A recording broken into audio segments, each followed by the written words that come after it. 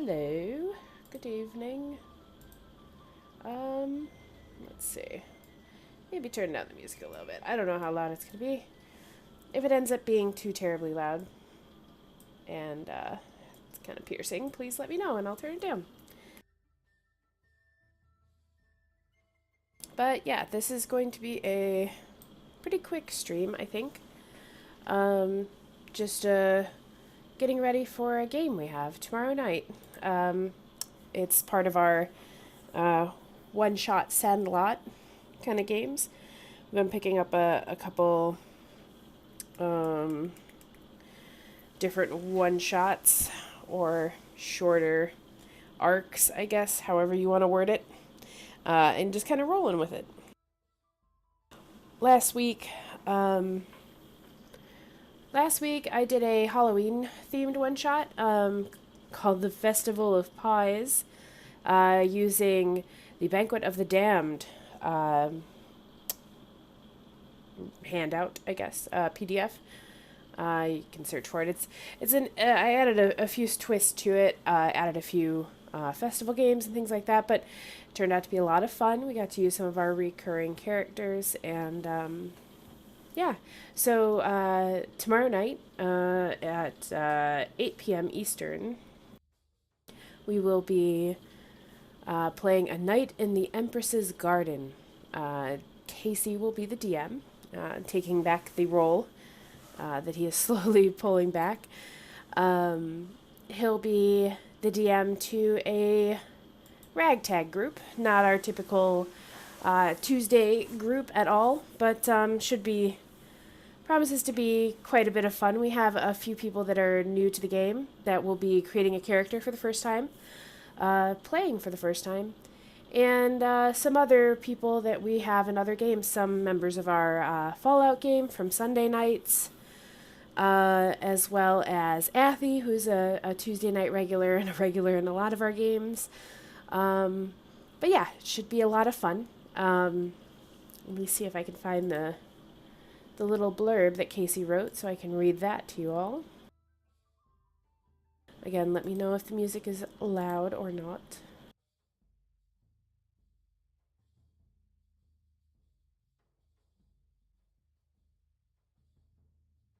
Alright, here we go. Her Imperial and Immortal Majesty Arumhilda has decreed that all the nobles of the land live and train in her court for 2 years, prior to taking on the responsibilities of lords and ladies of the land. The training period culminates in an evening spent in her garden, a patch of verdant land she personally maintains in the caldera of the mountain home. For time immemorable, the great gold dragoness has tested the mortals of her land. Those that are found wanting are stripped of their titles, should they even survive. For 2 years, you have had access to the best of instructors, though you may or may not have taken advantage of them. Now your evening in the garden approaches. A confusing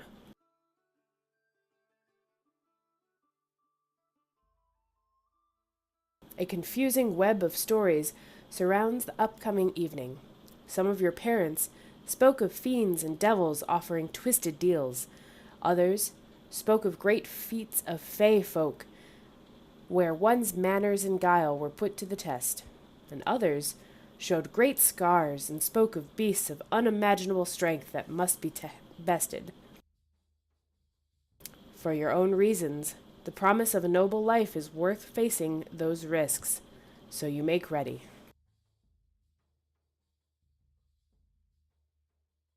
And that is our intro for the A Night in the Empress's Garden. So it should be pretty interesting. But back to the matter at hand. What tonight's stream, very brief stream again, is going to be is kind of walking through the Charactermancer, which if you're not familiar with Roll20, not quite sure when it rolled out exactly, but fairly recently they rolled out the Charactermancer as a way to help those that have either been invited to a game where somebody has the player's handbook, or just need help creating a 5th edition D&D character overall.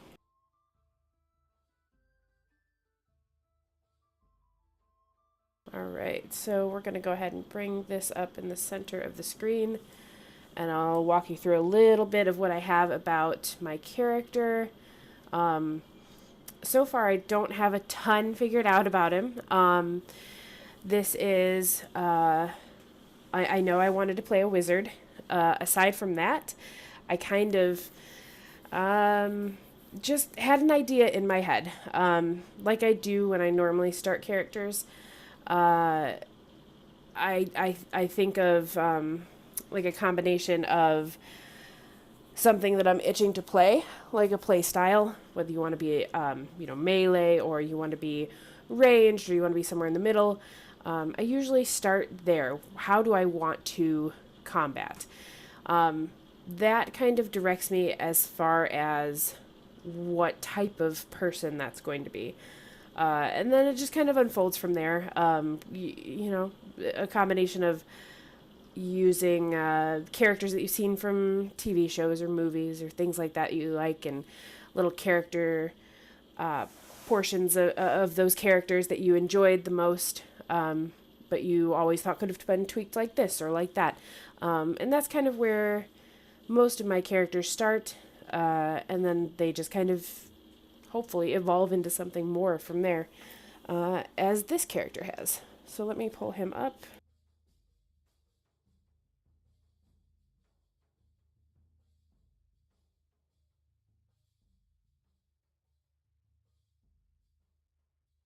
Alrighty. Okay, and you guys should be able to see, I have the character window popped out, but you should be able to see him on there.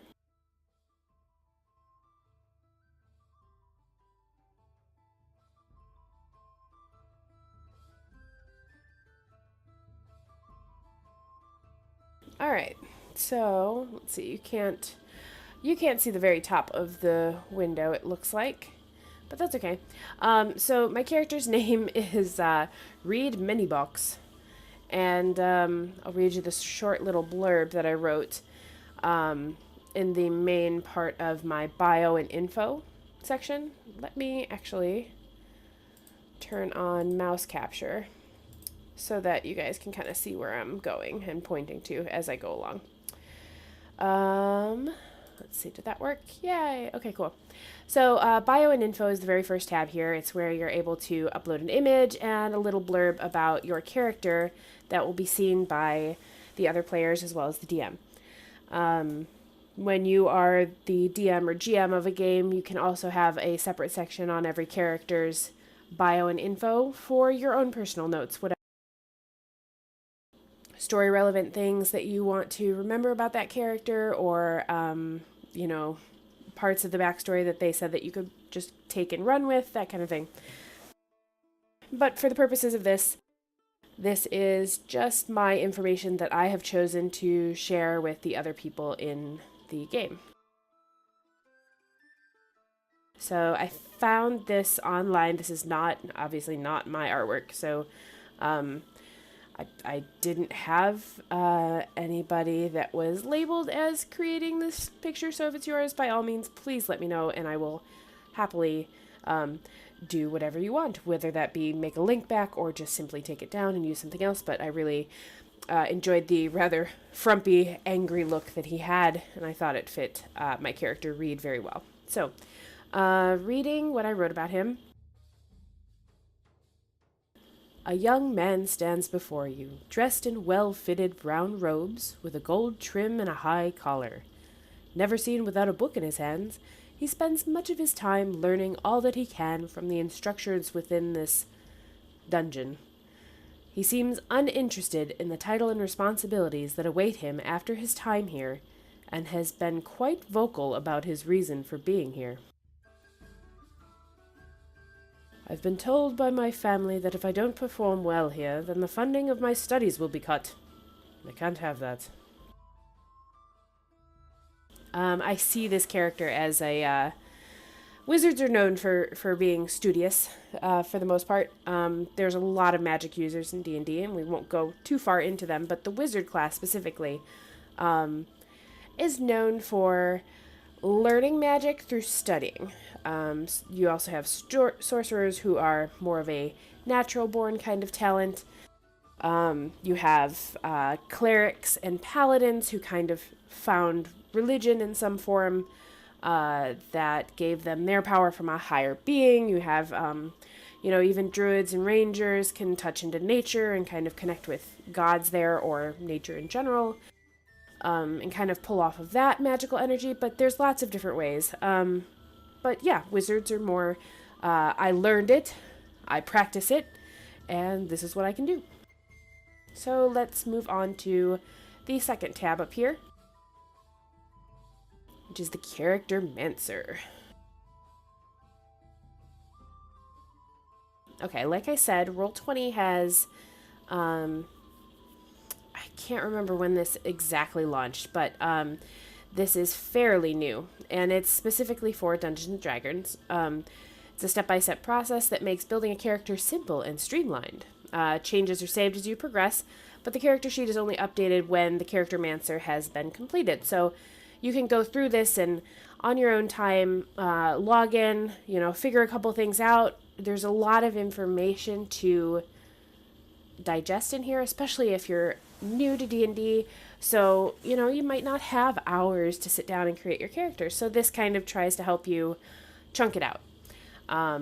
But it saves as you go along, so that when you're ready to finally unveil your character, you can do it in little bits and then, ta-da, it's all done. But as you see, certain things that you select, all these tabs up here as we go by one, they will change different stats about your character and things like that. So it's really, it's always been a step-by-step process to create your character, but this kind of simplifies that a little bit. And I haven't used it much, so this will kind of be really my first time going start to finish with it. So, yay! Take it easy on me, please.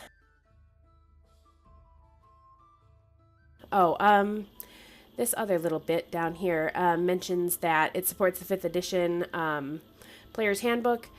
You can either have the Player's Handbook purchased, you can purchase it from the marketplace, or if the person who created the game has the Player's Handbook, they can basically share it with everybody in their group, which is really cool. So Casey actually has the Player's Handbook, so he has shared it with everybody in this game. So it makes everything so much easier. You aren't left with just links to different resources you can download from the marketplace. You can just get all that information right away. So it really helps if you or your GM have the Player's Handbook already.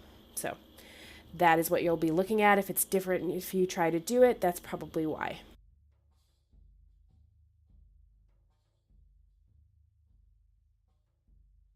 All right. So we'll start off with race.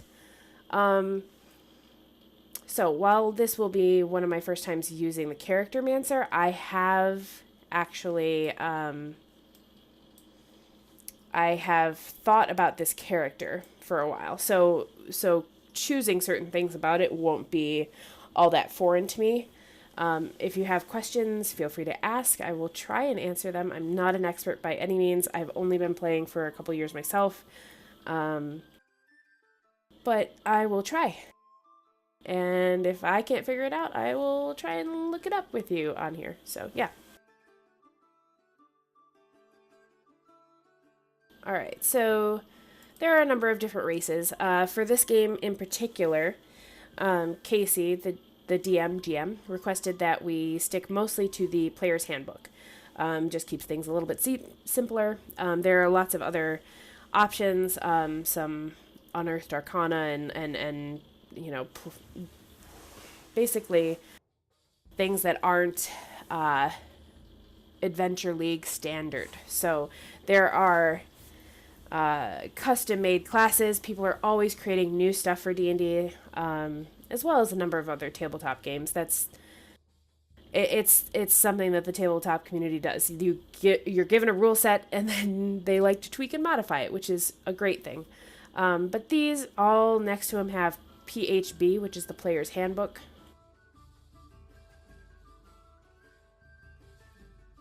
I'm not sure if that's showing up on stream. It is not. Okay, interesting.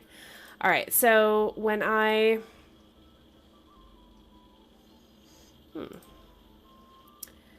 Cool. So when I click to look at all the races here, you don't see the drop-down menu for it. But in order, they are Dragonborn, Dwarf, Elf, Gnome, Half-Elf, Half-Orc, Halfling, Human, and Tiefling. So those are the standard player handbook ones. The generic information that they give you here is about all the different races. They give you a little blurb about them, a little bit of information on choosing a race, kind of where they come from, how different races affect ability scores differently. And we'll get into all of that a little bit later. But you have racial traits, ability score, age, alignment, size, speed, languages, subraces, that kind of thing. Basically, everything you see right here on this side is standard. So, no matter what race you choose, you will have to choose an age, an alignment, a size, and speed. Let's just start real basic here and choose human so you can see what it looks like. Alright, so choosing a race from your drop-down menu populates new information over here, and you can read about that particular race. So for humans, it just gives a little information from the player's handbook, as well as some art. Talks about what humans are good at, which, as per most RPGs, they're good at pretty much everything evenly. Talks about their relationships with other races. Gives you examples of areas they could be from, as well as names and clans.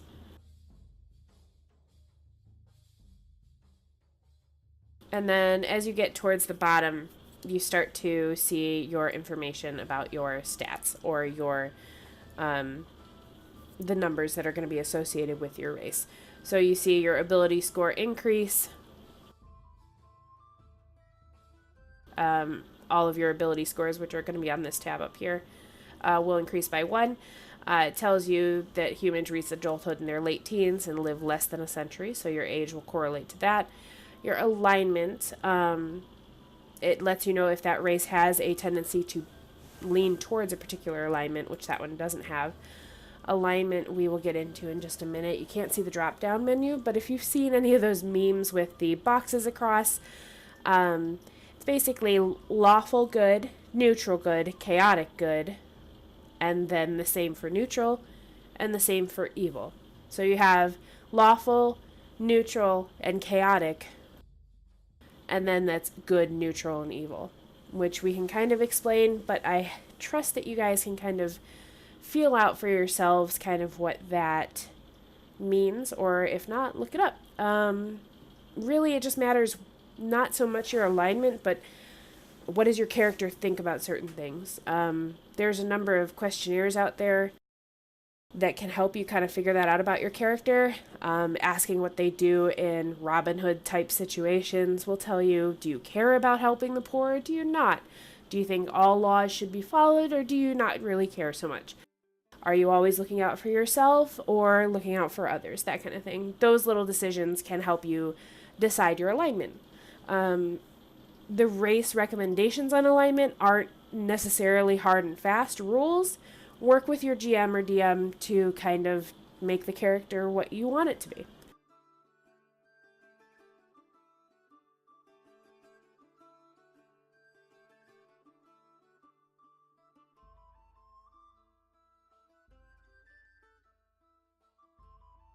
All right, next up is size. So humans are, it just gives a general height. Most of the characters that you come across will be of size medium.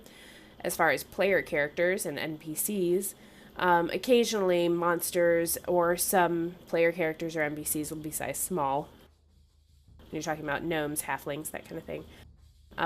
But yeah, more often than not, you're going to be seeing smaller medium over here. Speed is just your walking speed that will come into play tactically when we go to actually move. You don't really need to remember what your speed is when there's any kind of downtime or you're just moving around a castle or something like that. When you are in combat, that's when your speed actually matters. Then you have languages. Most races can speak, read, and write common, and certain others get an extra language of their choice. Humans get an extra language. The most common ones are probably going to be Elvish, Dwarvish, Orc. Those are what you find common in Faerun, at least, which is a popular world setting for D&D. But there's others. Again, you want to talk to your DM or GM and ask what kind of races are in this area and what kind of languages there are, because that will help you craft a character that feels real in that world.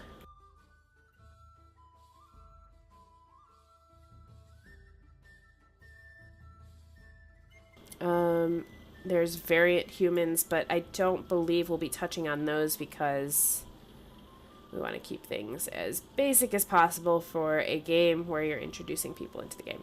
So, that was just human as one example. Let's go up to see what it says about races in general. Always clicking on that I button will bring you back to the very basic part in this window. So, let's see. I think we went through most of it. There are some uncommon races that are in the basic player's handbook. So, if for some reason any one of these are going to be left out of your campaign, the GM will probably let you know that ahead of time. And since Casey didn't say so, I consider it fair game. But let's go ahead and choose the race that I have picked for my wizard. I've already decided he's going to be a half-elf wizard.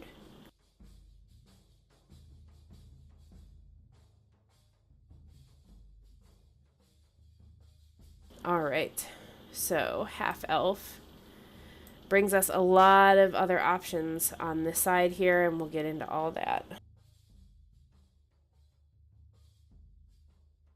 Let's see. Flint squinted into the setting sun. He thought he saw the figure of a man striding up the path. Standing, Flint drew back into the shadow of a tall pine to see better. The man's walk was marked by an easy grace, an elvish grace, Flint would have said, yet the man's body had the thickness and tight muscles of a human, while the facial hair was definitely humankind's. All the dwarf could see of the man's face beneath a green hood was tan skin and a brownish-red beard. A longbow was slung over one shoulder, and a sword hung at his left side. He was dressed in soft leather, carefully tooled in the intricate designs the elves loved. But no elf in the world of Kryn could grow a beard. No elf, but... "Tanis?" said Flint hesitantly as the man neared. "The same." The newcomer's bearded face split into a wide grin.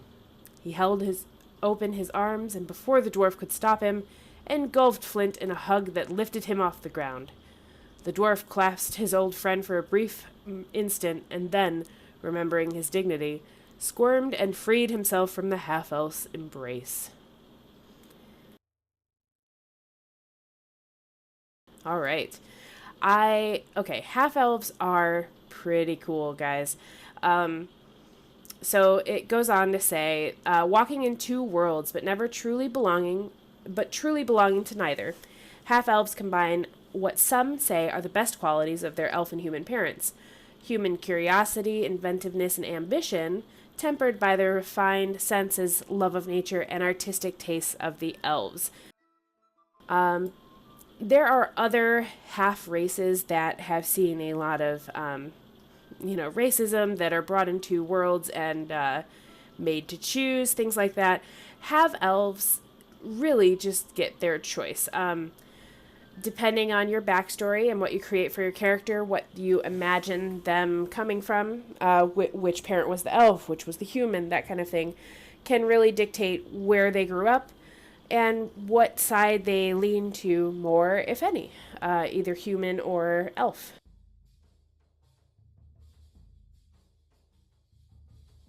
It also gives a brief description of kind of what they can look like.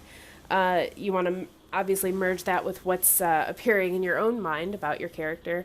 But it's important that they, stay as close as possible. So they're roughly human sized. They're 5 to 6 feet tall, 100 to 180 pounds. Usually, slightly taller and thinner. They also, let's see, tend to have the eyes of their elven parents.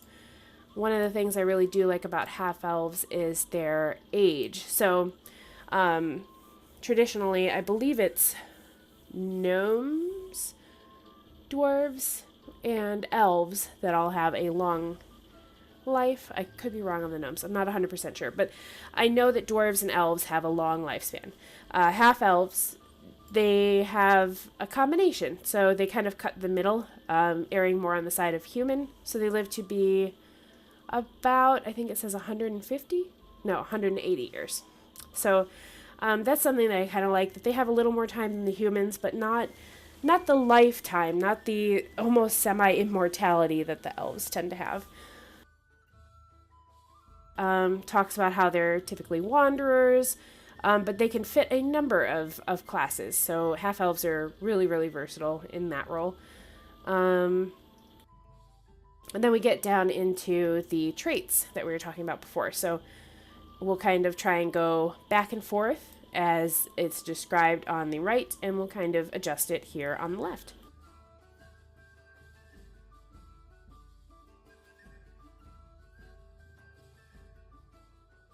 So you have ability score increase. So your charisma score increases by 2, and then you also get 2 other ability scores of your choice to increase by 1. So your charisma is increased by 2 just for being a half-elf. That might not mean much to you if you're not sure what any of these stats mean. And I think that is kind of a shortcoming of the Charactermancer, is it doesn't let you see the overall character sheet first, so you can kind of just look at it and maybe draw your own connections of how everything might go together. Definitely, if you have a chance before you log into a Charactermancer, you should look at a character sheet and just try and write down what you think each thing means, and then see if it matches up. It's more intuitive than you think. But when we're going by ability scores, you have a set amount of ability scores to choose from. And those ability scores are strength, dexterity, constitution, intelligence, wisdom, and charisma. So there's 6 altogether. And each one obviously lends itself to a different kind of mechanic, or role-playing, or both. Depending on what class you want to play, certain races play up those certain class strengths better. So for example, if you were trying to make a let's just go down each of them, and I'll give you a brief description of each of the abilities, and then you'll kind of be able to draw your own connection. So strength is obviously like a physical power. Dexterity is more agility based. Constitution is any endurance or hit point related stuff. Intelligence is measuring, logic, reasoning, memory, that kind of stuff. Wisdom is measuring perception and insight. And charisma is a force of personality, or how charismatic you are. So for example, if you were to create a melee character, somebody that's going to be smashing... Oh, hey. Hey, Ben. I am playing with the Charactermancer because I've never done that before, and I thought it would be relevant.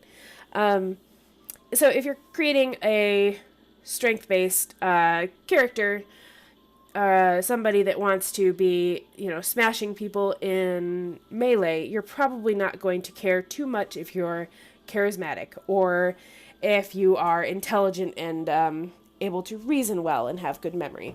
So you want to make sure that you're picking races that have those kind of bonuses. As a wizard, as somebody that's a noble also, which we'll get to later, but I always imagined him being a wizard, and because of Casey's background, I imagined him being a noble. So his charisma score, while not the most important, is pretty relevant. I would imagine he wouldn't be winning over any constituents without being semi-charismatic. But we already have charisma, so let's move on to our other two. So, wizards. You don't know this yet, but if you were to pick one of the abilities scores that would be important to them, when I told already that it was important for like book reading and learning their magic as opposed to just having an inherent skill, it would be intelligence. So that is going to be my very first ability score increase. The second one I'm going to choose is, so they say that when choosing your ability scores, you have one that's important to your class, and then there are two ability scores that are pretty much important to every class. And those two ability scores are dexterity and constitution. If you remember the brief description, dexterity does measure agility, but it also measures a number of other things too. It's labeled very well in the player's handbook. But real quick here, obviously each of your ability scores has a different speciality. Dexterity has a number, as does constitution. Dexterity helps with agility, but it also helps your attack rolls and damage. And it also helps your initiative, which means how quick you are to jump into battle, and your armor class. So while Constitution measures your hit points and your resolve, really, your armor class is determined by your dexterity. So you can see why those two would kind of go hand in hand. So it's a pretty high up there on the importance. As far as Constitution goes, your Constitution checks are directly related to your hit points. So as you level up, if you don't have a higher Constitution, or at least a very decent Constitution, you're always going to be at the short end of the stick as far as hit points go. And, it'll take less time to, knock you down to 0, or dead, or yes. So, when in doubt, dexterity and constitution are always good ones, but look into your class and see kind of what you think should be important to it, and work with your GM to kind of, resolve that. So my second one here is going to be Dex.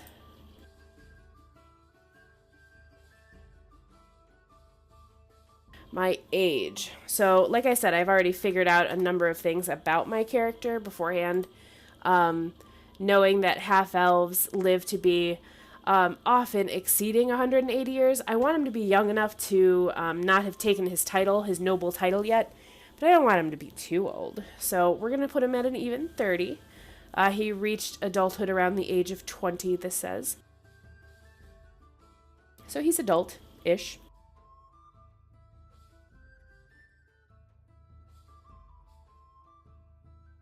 All right. Alignment is our next choice. So I have given this some thought outside. You will have to give it some thought of your own. But I am thinking right now,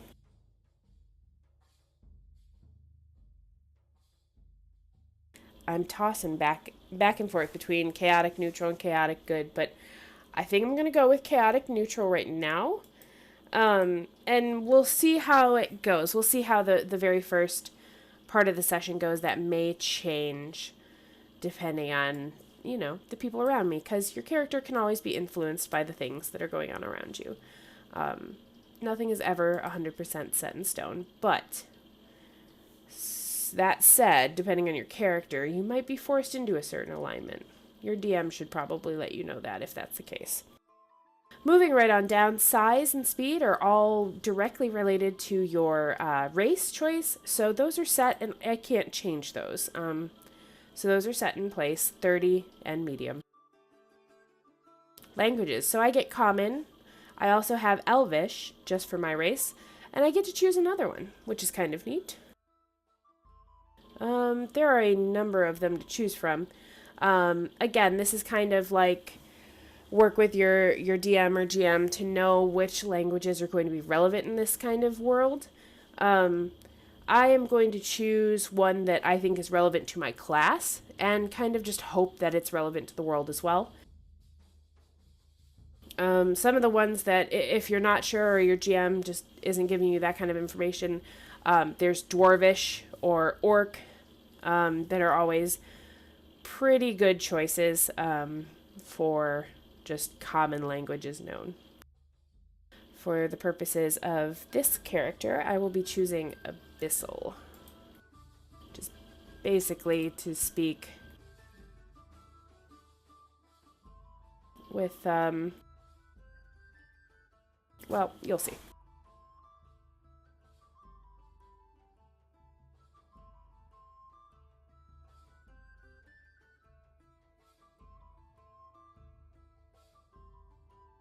Alright, skill proficiencies. So skill proficiencies, you get different skills. So you have your ability scores, your 6 ability scores. Within those ability scores are skills.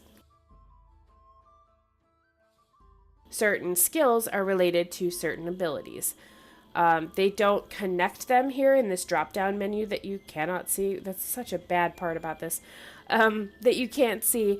They don't give you the connection, but I can. Perhaps I can show you guys one here. Let me see.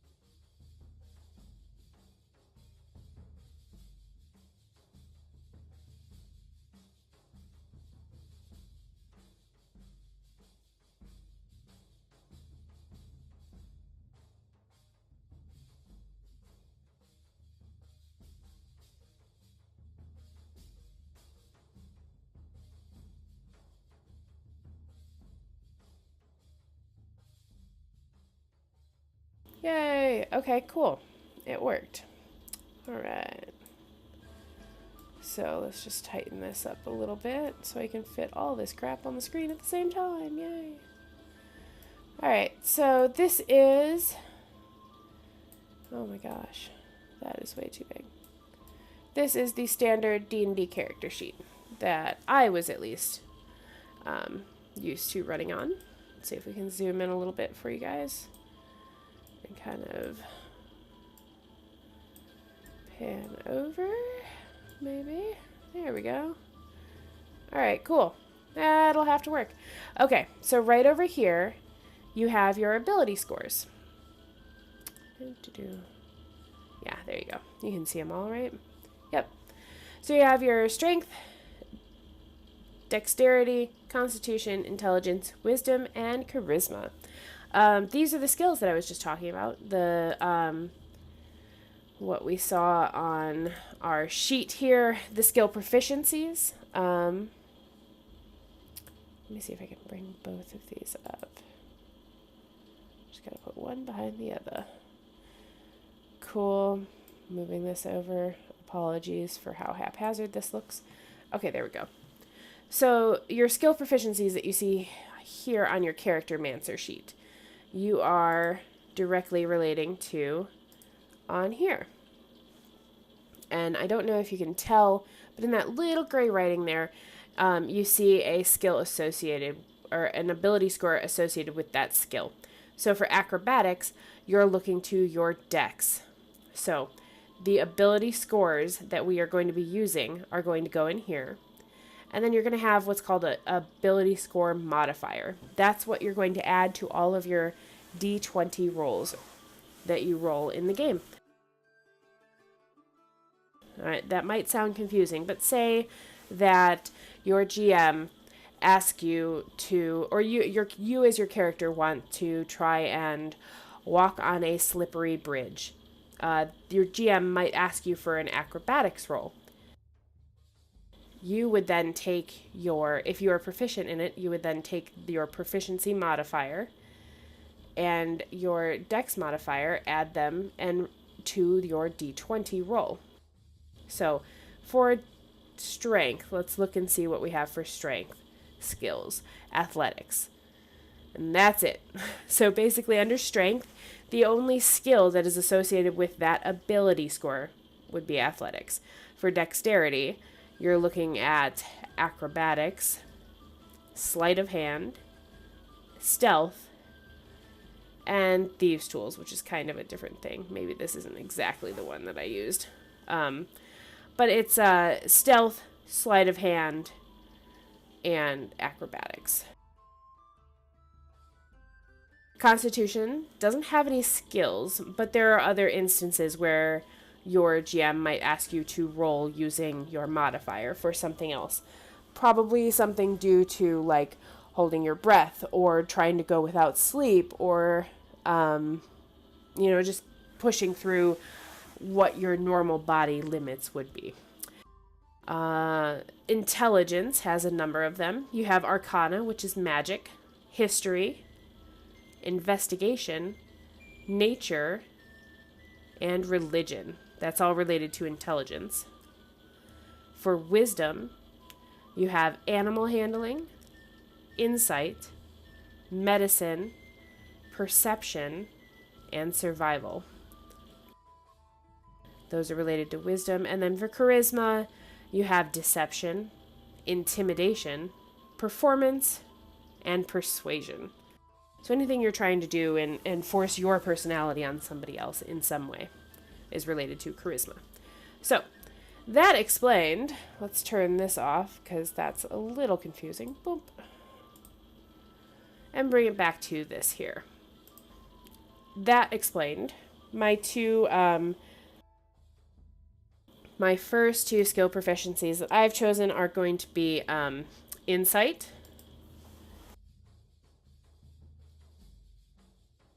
Insight, while it deals with wisdom as opposed to intelligence, I always saw him as kind of a, he's clever. He is kind of getting a lot of information, reading people.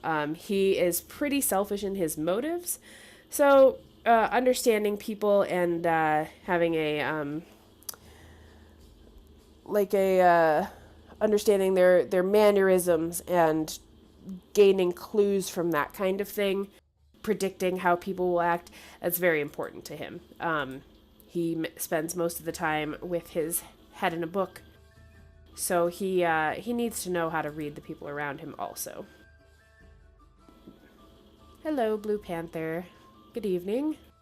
Just going over Charactermancer stuff, creating a wizard for tomorrow night's game. That's my first time using the Charactermancer, so if you're familiar with it and I'm doing something wrong, feel free to jump in. But I hope you're having a good evening. Second skill proficiency, which should have probably been my first, creating a wizard, is Arcana. And that bounces us right back into the intelligence ability score. It's basically any ability to recall lore about spells, magic items, magic traditions, planes of existence, that kind of thing, which is right up my wizard's alley. So, last but not least, with every race, there are some little special bits that you get, little special addendums to your race. And the Charactermancer seems to put them down here, but you can also see some of them in here.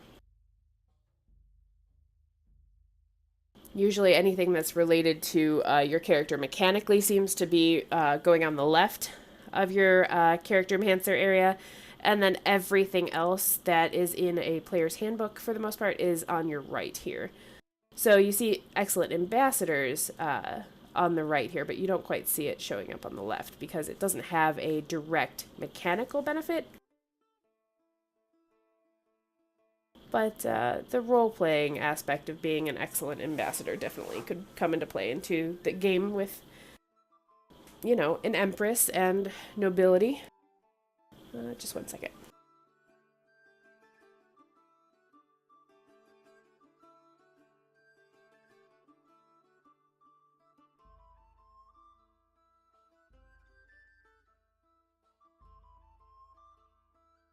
Alrighty, so to finish this out, you have dark vision. So thanks to your elven blood, you have superior vision in dark and dim conditions. You can see in dim light within 60 feet of you as if it were bright light, and in darkness as if it were dim light.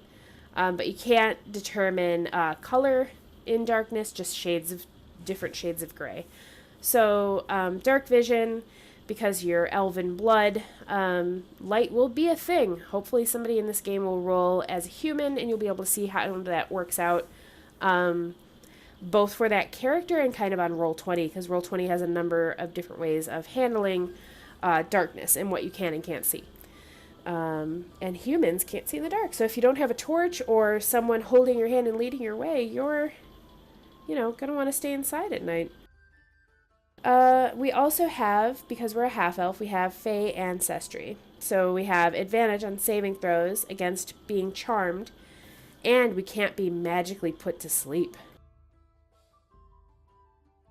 which is super important. Because sleep is very relevant to your early levels, for sure. Do I have any tips for playing a rogue? I don't have any tips for playing a rogue. I actually have yet to play a rogue, but I know a number of people who have played them. I went over ability scores just a few minutes ago up at this part of the Charactermancer, but we talked about how different ability scores are relevant for different classes. For rogues, dexterity is going to be a major one for you because that definitely will work to increase your damage output as well as your initiative in battle. Rogues get a cool thing called sneak attack on their turns, so that'll help you really kind of get the jump on anybody else if you have a high dex score. You're also probably going to want to sink in a number of points into Constitution. In different RPGs that I've played, rogues often get the shaft as far as armor goes. You know, basic levels of armor. But if you have Constitution, you have hit points. If you have Dex, you have armor class. Your Dex affects your armor class, your initiative, your attack rolls. Constitution will affect your hit points. So those two would be my first go-tos for a rogue. As far as as far as races to play for rogues, there's a lot of great options for that as well. It probably comes as no surprise that the smaller classes usually have some pretty good bonuses. It really depends on if you want to min-max or not. And what that means is, do you want to create a character based solely on how great they would be at combat? Or would you like to create the character that's in your mind? And this is a fundamental issue that I argue with my boyfriend a lot, who also plays on this channel. He is excellent at the number game and all that jazz.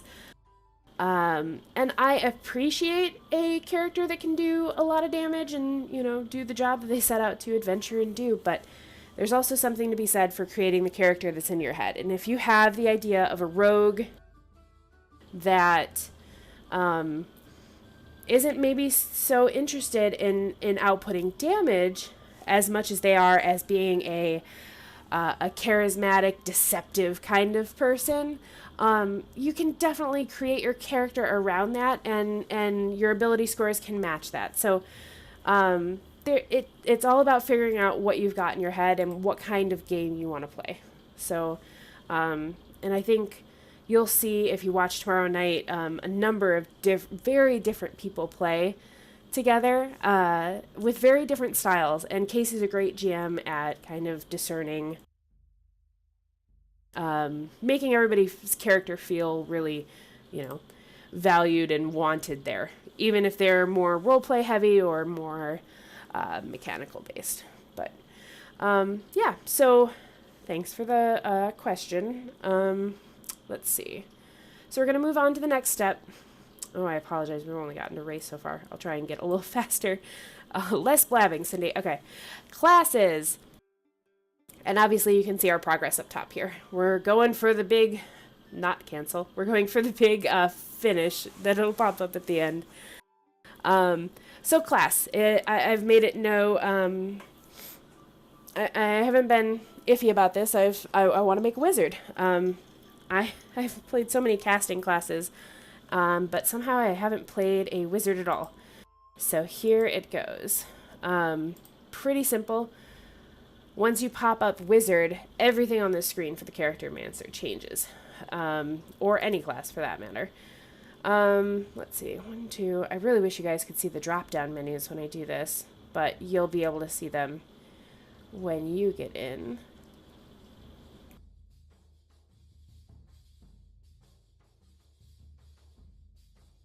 All right, yeah. So the Player's Handbook has 12 basic classes that you can choose from. You have a Barbarian, which is a melee, very little armor. Think loincloth. You have a Bard, which is typically a music player and a spellcaster. You have a Cleric, which Cleric and Paladin kind of typically get their powers from the gods, which is what I was talking about before. You have a Druid, which usually in tune with nature. You have a Fighter, which is similar to a Barbarian, but a lot more armor-based, typically.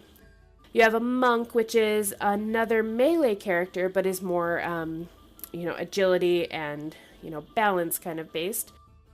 You have the Paladin that goes along with the Cleric. You have a Ranger, which is obviously range, typically, bow or, in some cases, gun damage, depending on what your GM allows. You have a Rogue, which is melee, sneaky, typically. There's some archetypes for rogues that don't have you in melee quite as often. Definitely, if you are interested in playing Rogue, look up the Arcane Trickster. Just Google Arcane Trickster Rogue, D&D 5th edition, and you'll get to more of that kind of trickstery rogue. They delve in a little bit of magic, and it's just a really cool class that if I was to go rogue, that would probably be the rogue that I would start with. Then you go into, you have Sorcerer, which is, oh my gosh, there's the other magic class that I forgot to mention. You have Sorcerer, which is more innate magic. It's in your blood kind of thing. You have Warlock, which is a magic user that gains their magic from not a god per se, but let's see what they word it as. All right. Warlocks are seekers of the knowledge that lies hidden in the fabric of the multiverse. Through pacts made with mysterious beings of supernatural power, warlocks unlock magical effects both subtle and spectacular, drawing on the ancient knowledge of beings such as fey nobles, demons, devils, hags, and alien entities of the far realm. Warlocks piece together arcane secrets to bolster their own power. So warlocks have a little bit of that innate power. Something came to them, but they want more. And by making a pact with beings of supernatural power, you get to kind of choose where your power comes from a limited selection. From choosing what you kind of make a pact with, that determines what kind of power and how much you get. Really, really cool. So that's another option for a magic class if you want to play it. And then finally we come upon Wizard, which is more of a book-based, I learned my magic kind of caster. All right, so I will spare you the details of reading you all of the lore and different kind of scholar classes and how spells work and things like that. Hopefully we'll touch on some of that tomorrow night when we actually play. But just know that classes give you a lot of different points. So we talked about, let's bring up that character sheet again real quick so I can show you a typical character sheet that you would fill out if you were playing D&D. Zoom you out here. If you're playing D&D, previously we focused on the ability scores and skills just a minute ago. This, your class will kind of help you fill out the middle section here in conjunction with your ability scores. You'll be able to fill in your hit points. You'll be able to fill in a lot more information. You'll also be able to fill in a lot of the stuff down here, your weapons, armor, equipment, your any kind of other things that you're carrying will come from your class in the pack there. Oh, thank you for the follow. Yeah, I'm creating this character for a game that I'm playing in tomorrow night. Tomorrow night at 8 p.m. Eastern. It's called A Night in the Empress's Garden. It's a quote-unquote one-shot or smaller arc story that we're playing with a couple new people to D&D just to kind of get them welcomed into the game. I'm going through this Charactermancer sheet kind of for me because I've never used it before. Been using Roll20 for a number of years, but haven't used this before and just kind of wanted to walk through it with some people. I've got a friend of mine who's played WoW for a number of years who's going to be joining us tomorrow night for the first time. And, it should be a lot of fun. We've got a mix of people that regularly play D&D on a number of different games that we have on this channel. And there's a couple from each of those games that are going to be joining us tomorrow night. So, yeah, if you've been looking into getting into D&D or you have for a while, it might still be pretty interesting. So if you want to tune in, it's tomorrow night, 8 p.m. Till about, I want to say 11:30 or midnight. We're probably going to be taking it slow, but it should be an interesting game.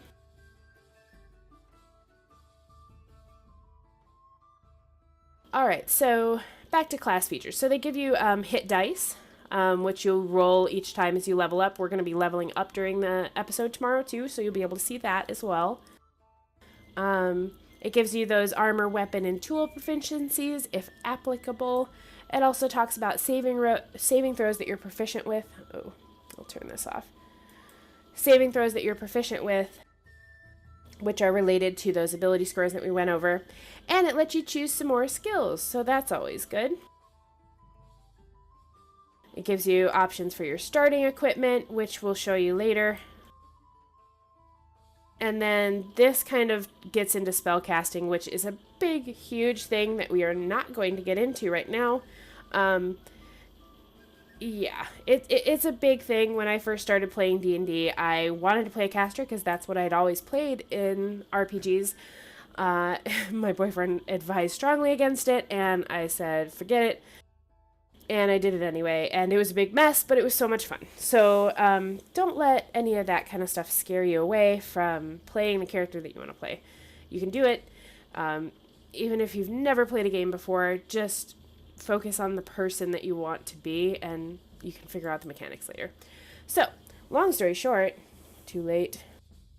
I am choosing my other two skill proficiencies because I have thought of this character quite a bit.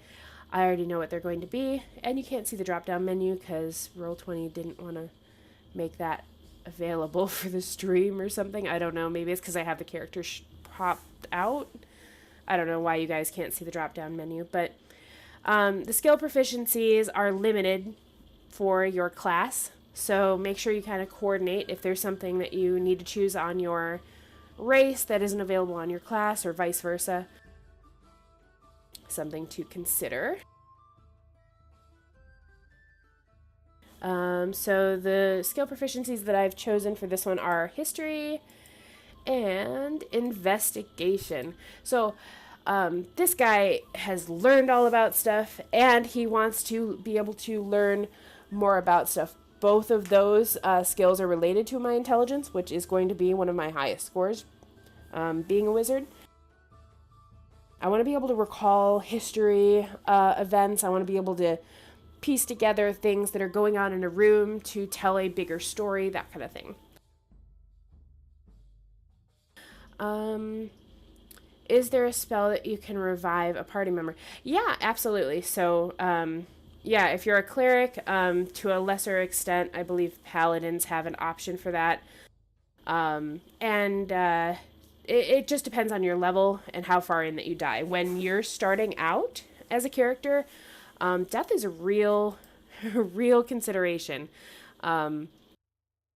It's definitely a not like playing a video game where you can just hit restart. If you die in the very first few levels, chances are, aside from GM assistance by putting a high-level NPC, a non-player character, in your way, in your path, to help you out, your party isn't really going to be able to do a whole lot to revive you.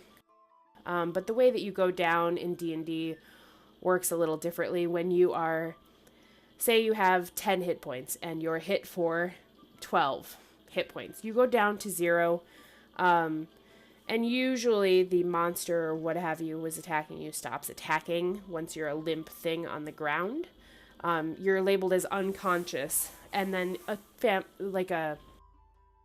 another person in your party can come over and basically heal you to bring you back up from your hit points. So there's death in the essence that it knocks you unconscious, and then there's like what they call permadeath. So there's unconscious and permadeath. Unconscious is you can't take actions. You have to basically wait for somebody to come tap you on the shoulder and heal you. Permadeath is something that can only be changed through high-level spells. So just be careful. Maybe don't walk up to the dragon and smack it. Alright, so let's see. Weapon proficiencies are given from your class.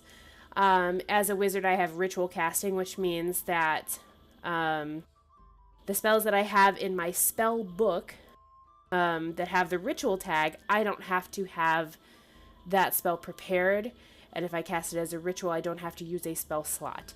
Now that might sound like gobbledygook because I didn't really explain what those mean, but you'll be able to see it in actual play tomorrow. As a spellcaster, you only get a certain amount of... if your dream is to, be that epic person that wants to walk up to the dragon and smack it, do that. We have actually the GM of tomorrow night's game has a little gnome, I believe it's a gnome fighter, who has a thing against dragons. And even though he's only level 2, he walked up to one and basically talked mad shit to him. So it was interesting. And he has some kind of agreement with this dragon that when he comes of age, he will come back and fight him to the death. So that should be interesting if that actually happens. But yeah, so back to spells. So spells in your spell book, you'll see it in play tomorrow, but basically spellcasters have a certain amount of spell slots to use per long rest or per day. And once you use those up, you can't really use spells so much in that sense anymore. You have what's called cantrips, which are usually like a lower oomph spell, lower quality, smaller in scale that you can cast that don't count against your spell slots. But the big, really cool stuff that does lots of damage typically comes in the form of spells. Once you use up your spell slots, you have to get a long rest, meaning you can't just do all the things all the time.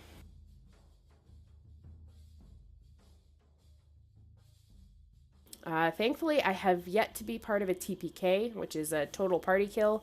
But new groups where people are new to the new to D&D tend to kind of air it down that way. We have a few two or three seasoned people playing tomorrow, and then a couple of people that are on the newer side. So usually those groups balance out to where, you kind of watch out for everybody else, but it's always a touchy thing. You don't want to take away player agency, but at the same time you're like, yeah, that dragon's like level 20, stop. Alright, so besides the ritual casting thing, which you'll see tomorrow, I also have arcane recovery. So you have learned to regain some of your magical energy by studying your spellbook. Once per day, when you finish a short rest, which is different than a long rest, you can choose expended spell slots to recover. The spell slots can have a combined level that is blah blah blah, typical D&D talk about numbers and things like that. We won't get into that, but long story short, I can recover spell slots on a short rest. There are two different kinds of rests when you play D&D. There's a short rest and a long rest. A long rest is typically 8 hours uninterrupted. For some different races, you can take less time to rest on a long rest. It could only be 4. Like for elves, for example, in most of elven lore that you guys have probably read, they don't need to rest nearly as much as humans do. They're better than that. So they can rest for 4 hours and get the long rest benefits. A short rest is typically 1 hour. So it's like breaking for lunch or something like that.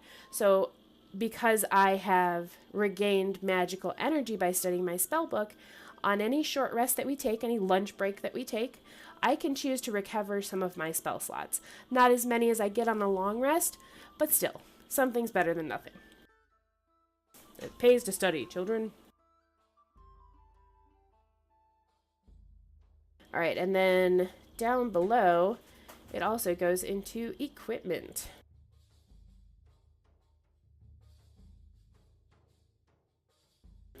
Also goes into equipment. Your class kind of dictates what you have, but you have a chance to, and I've even played through the Charactermancer enough to know that you can change it afterwards, but your class gives you basic amounts of stuff. For wizards, you get your spellbook, obviously. You get your choice of a quarterstaff or a dagger, which are going to be your more melee options, which hopefully I shouldn't use at all, so it doesn't matter. Because if I'm in melee, something went wrong. You also have your choice of a component pouch or an arcane focus. Those are kind of, where does your magic come from? Do you reach into a pouch and pull out some dust and feathers and things to cast your spells? Or do you have something like an arcane focus, like a diamond atop your staff, or a special ring that you always wear, or something like that? And you also have a pack to go with it. Based on my background, I'll likely be choosing the Scholar's Pack for the wizard. But different classes get different options. And the packs are pretty much the same. They differ in a few of the little items. And if I'm able, I'll show you what those are. But let's move on to abilities. Okay, I will try and go slow on this and not too in-depth, because Casey will probably explain it tomorrow when everybody's doing it, and he'll do a much better job than me. But for now, just know that there are ability scores, the things that we talked about. There are strength, dexterity, constitution, intelligence, wisdom, and charisma. 6 scores. Everything is measured based on those. Ability score summary. This is kind of helpful part of the Charactermancer. It doesn't give you that all-encompassing of what each one does. It just gives you like 1 or 2 words to measure that ability score, and kind of tells you what classes it's important for, as well as which races have bonuses to that. It's good information to have, but like I feel like that might be a little distracting this early on if you're using the Charactermancer. So really just focus on, if you have a player's handbook yourself, like a physical book, by all means look up that information. If you happen to have one, let me see. If you happen to have one, all that information starts on page 173 of the player's handbook. Great information to have. As a player, it took me about a year before I actually read what all of it did, and I missed so much. So if you have a chance to read it, do that, but just know what strength basically measures, and you'll get a good starting point. As far as how to roll your stats or where you get those ability scores, just think of any other RPG or things like that. You get numbers to start off with, and then as you level up, you are able to increase those. It's just not nearly as often as a typical RPG, so it matters more in the first part here where you put your numbers. Like I said before, your ability scores have a number corresponding to them. So you have your ability scores, and then you have your corresponding modifiers, which we will explain. Depending on what kind of game or what kind of GM you have, there's a few different ways you can get your ability scores. So you can roll for them, and there's a few different ways to do that, which is what they're talking about here. You can generate them randomly, and it tells you how to do that, and you can assign them that way. Or you can use, let's see if they tell you it down here. There's something called the standard array, which is what I'm using, which I don't believe they talk about. Oh, here, yeah, they do. Okay. So if you don't want to roll for the numbers or your GM doesn't like doing that, that's totally fine. What I'm doing is using the standard array, which is a very evenly balanced character. It allows some flexibility, but it makes it so that you don't have one person that's super powerful and one person that's super not. It would create a lot of imbalance and not fun, especially for a newbie game like we're having tomorrow night. I am not rolling. I am using standard array, which is 15, 14, 13, 12, 10, and 8. So basically you get 6 numbers using D20's. Oh, sorry, not D20's. I'm getting a little sick, I think. You get 6 numbers. This tells you in the blue here how to do it. That's one way, but standard array gives you these 6 numbers. You place those 6 numbers in your ability scores on your character sheet, which is that area right there along the left. And you're good to go. This is a brief table about the ability scores and modifiers, which is kind of what I was talking about a minute ago. So we have 15, 14, 13, 12, 10, and 8. So there are only 2 of those numbers that are odd numbers, which show up on here on a different side. So you'll see if you have a 10 to 11, it's a modifier of 0. So that means when you say you had a strength of 10 and they asked you to try and do something using your strength ability modifier, you would roll a d20 and then you would add the modifier score. Because your modifier is 0, you would add 0 to that score. Say you were playing a class that had a 14 and they asked you to do that. You would add a 2 to that d20.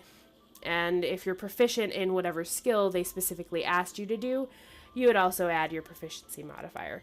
Something that we will likely get into tomorrow night. But just so you know, when you place your scores, those 6 scores will give you a corresponding modifier. It will either be positive or negative. Because we only have one super low score, we will only have one negative modifier. So let's go ahead and put in our standard array. And it brings up this nice little, choose your poison over here. I'm going to put in my top skill for my wizard. The most important ability score to my wizard is going to be the score that I use to cast all my spells. So the highest number that I have is 15, so that goes there. Next up, do you guys remember the 2 skills that I said were important to pretty much every class? It's going to be your dexterity and your constitution. Again, this is how hard you hit, how fast you are in combat, how reflexive you are. It hits a lot of things, how much damage you do, that kind of stuff. Very important. However, What is slightly more important than that to me as a wizard is my constitution. So I will not, hopefully will not be in melee ever. So I don't really have to worry about being hit. So the hit points, while important to me as a part of Constitution, the major part why I think Constitution is important for me as a wizard is going to be my concentration. So for certain spells that I do, I have to maintain concentration on that spell. It takes a power of will to continually be casting that bubble of fire damage or bubble of protection or pile of grease on the floor or something like that. It takes constant concentration to be maintaining that magical energy. If I was to get hit, anything that hits me affects my mental capabilities. I would have to roll a constitution check. And if I have a low constitution, then I am more than likely going to lose the ability to maintain focus on that spell. So that is why my next highest score will be in Constitution. Next up after that is going to be my 13 in Dexterity. And then after that, you have a 12, 10, and 8. So as a wizard, as a spellcaster, I will likely be staying in the back majority of the time. I shouldn't be up there stabbing people or smacking them with my staff. I shouldn't be doing a lot of the heavy lifting either. Kind of weak sauce in that department, not really my strong suit. So I'm going to go ahead and jump from, instead of doing 12 and 10, I'm going to make sure that I know what my lowest score is going to be. That is for sure going to be strength for me. If you need a door knocked down, not your guy. Reed is not all about that. So I have charisma and wisdom left. As a half-elf, I already got a natural boost to charisma. However, we are in a noble land, and we are trying to do noble things. So I think that is going to warrant my 12, and then my 10 will go into wisdom. I might regret that and want to flip-flop it later, because I know at least one of my skill proficiencies is in wisdom, but I kind of like where it is right now. I think we're going to stick with it.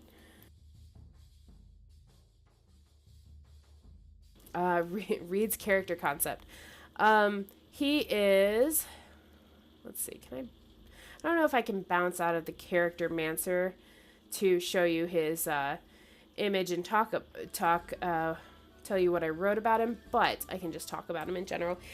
His name is Reed Menibawks, and he is a half-elf wizard. He the premise of the game is that we are nobles in a land, and we are sent for a training period of 2 years to a garden where we are tested in our skills. Reed has been sent there not of his own will. He doesn't really care much for the title and responsibilities that are going to be bestowed upon him soon. He really just is there because his parents said they would cut off his funding for his studies if he didn't make a good name for himself out there and be prepared to take his responsibilities on when he got back. So he's going because he can't have that. He has to continue being funded for his studies, and it's not like he's going to get one of those job things, so he has no choice to spend his time here. Luckily, there's instructors around to aid him and to kind of cover for him if he is, missing a trial and whatnot. So, Reed is, he's all about learning and furthering himself. He doesn't really want to lead people or be a noble to the people. He doesn't even really care about riches or titles or anything like that. He just wants to make a name for himself in the wizardly world. His ultimate goal, I don't know if I'm going to tell people this in the game tomorrow, but his ultimate goal is to have a spell that is named after him. In D&D, there's a number of such high-level wizards that have spells that have carried on the names of the wizards that created them. And Reed Menibawks would love to have a spell associated with his name. That would be his ultimate legacy. But we'll see if he gets there. We'll see if he survives this trial here. There's some rumors that there's beasts to fight and puzzles to solve. Alright, so this brings us to the end of the abilities. This is by far and away the most number crunchy part of the whole thing. Work with your DM. It's not so bad. Don't be scared. Most of the numbers are even, which makes me happy inside. So, it's okay. You'll figure it out. As long as you know what they mean and what kind of character you have to create, just like everything else, you'll be fine. Moving right along to background. Surprise, surprise. There is a lot of backgrounds given to you in the player's handbook. Gosh, how many are there? Okay, backgrounds, yay! It just talks about your name, sex, height, weight, gives you averages for different races, talks about different physical characteristics, alignments, all these things come into play with your background.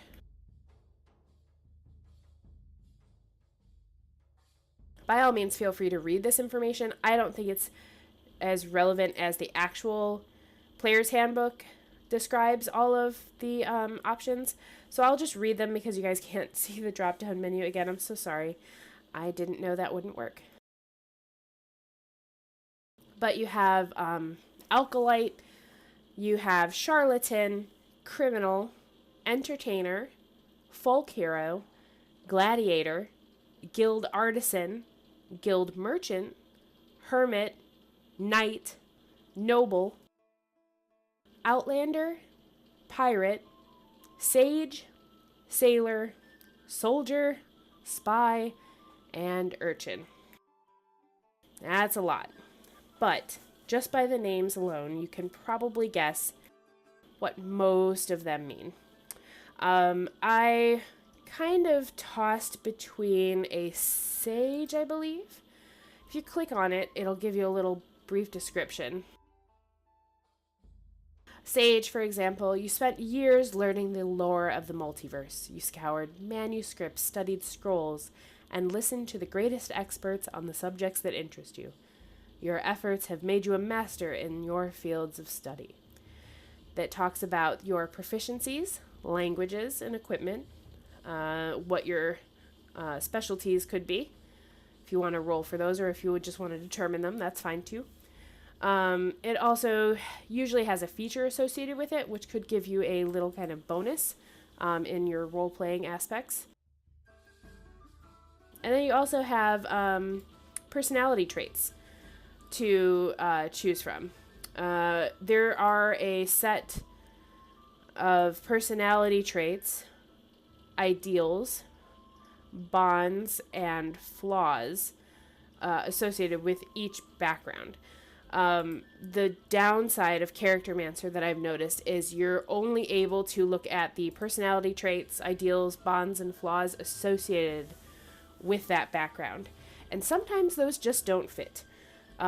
You're only given a choice of about 8 in each section, maybe less. And that just doesn't really work for me. It doesn't really work for everybody. So by all means, if you'd like to use those for each background, you're more than welcome to. They are tailored specifically to that. So for example, for Sage, some of your personality traits could be, I'm convinced that people are always trying to steal my secrets. Or, I'm willing to listen to every side of an argument before I make my own judgment. Or, I speak slowly when talking to idiots, which almost everyone is compared to me. Different personality traits go along with different backgrounds, but I like to mix and match. Also, if you do a Google search for D&D 5e or even just D&D personality traits, you can find some really great stuff on Reddit and different forums and stuff like that. It doesn't have to be stuff that's in the player's handbook either. It can be just, what's a personality trait of this character?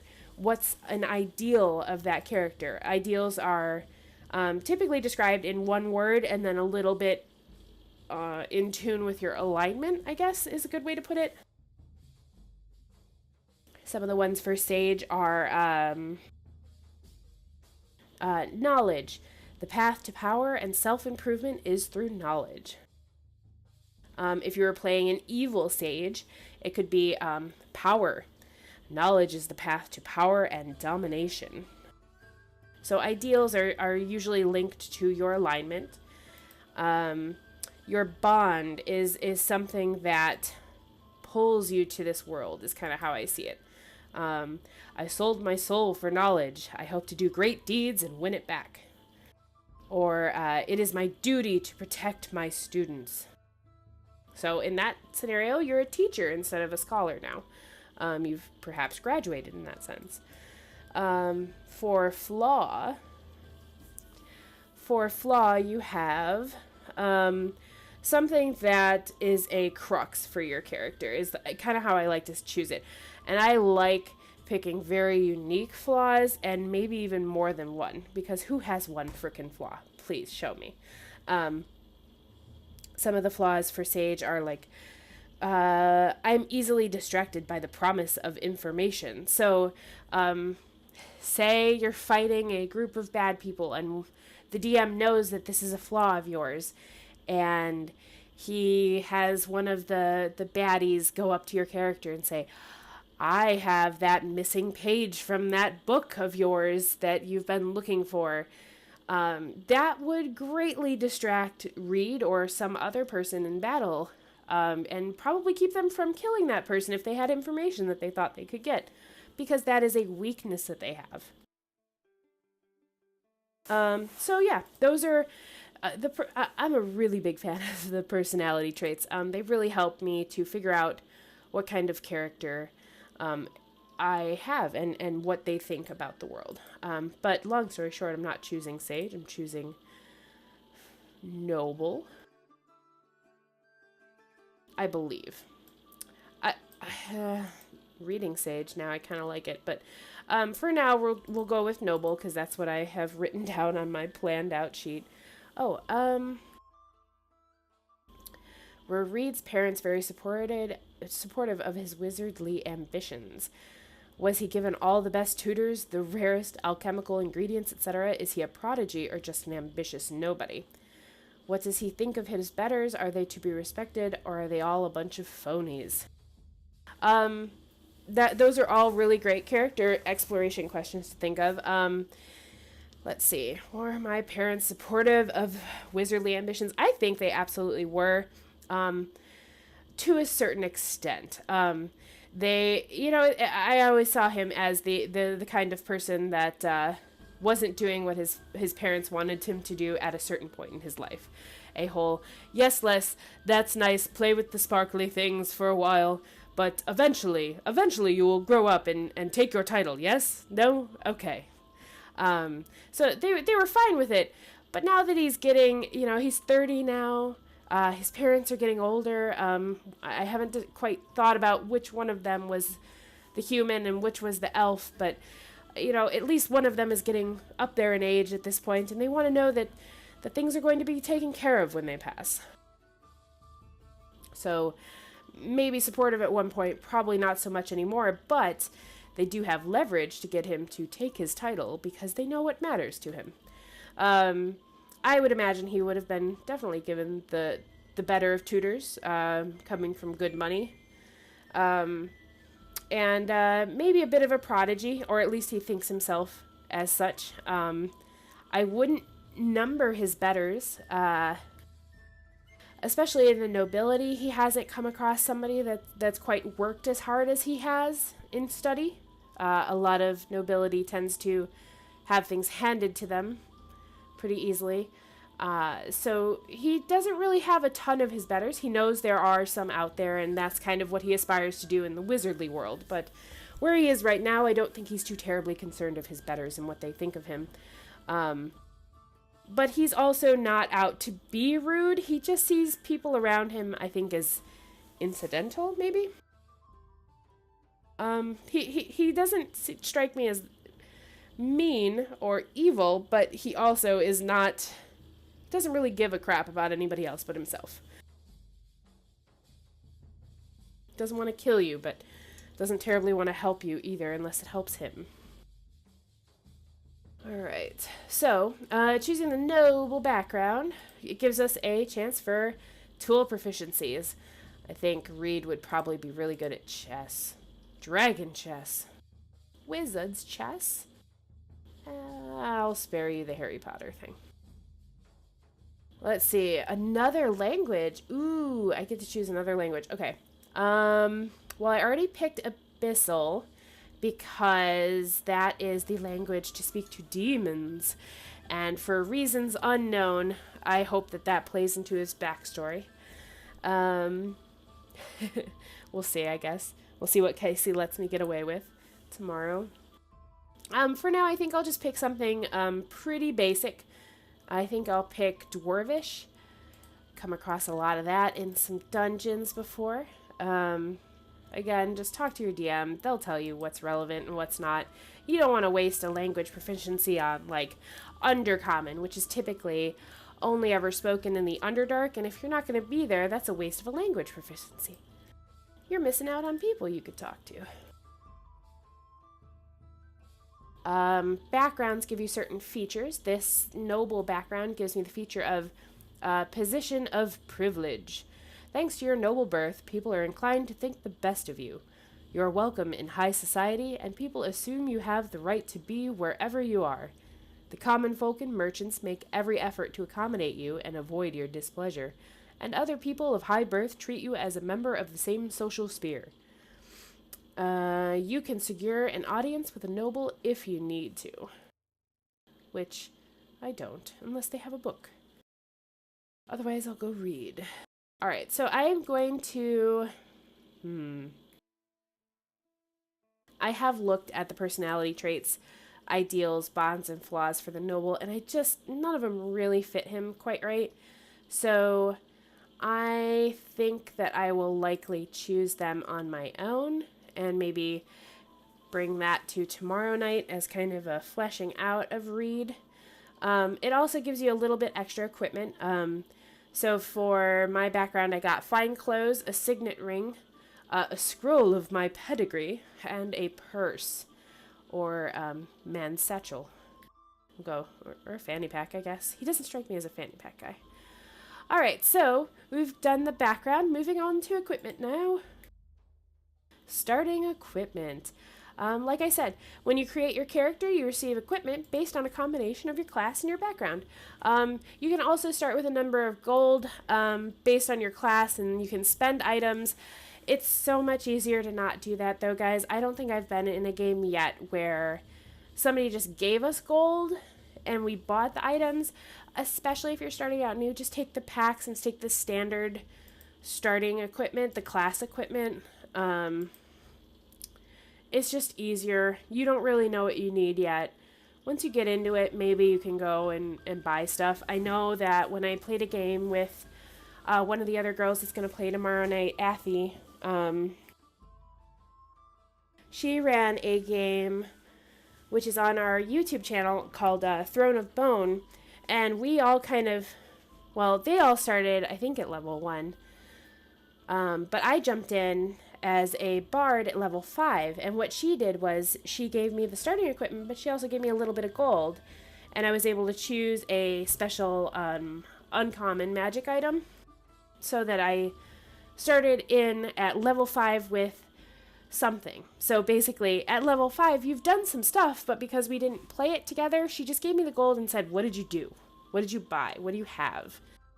Which is really cool, but because we're starting out at level 1 tomorrow, I'm gonna just choose the basic starting class equipment.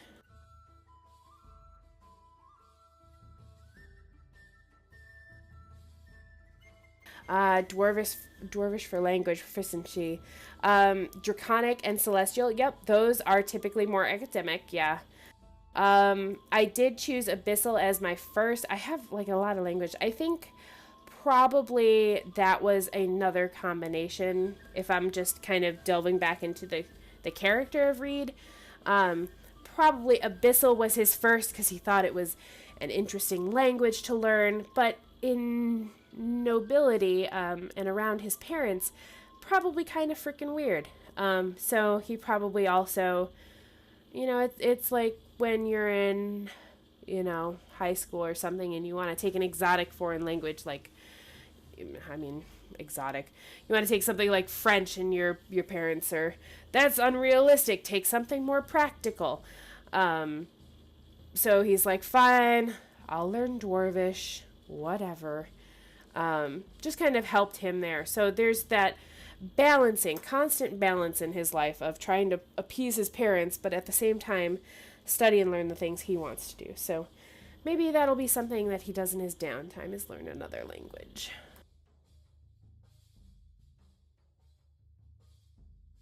All right, so if you choose, there's two options for the Charactermancer drop-down menu here of class equipment and starting wealth. Starting wealth, let's see what that looks. Oh, yeah, and this has you roll it. So anytime you see something that looks like this button here, it does actually roll it in Roll20, which is what we're in right now in the Charactermancer.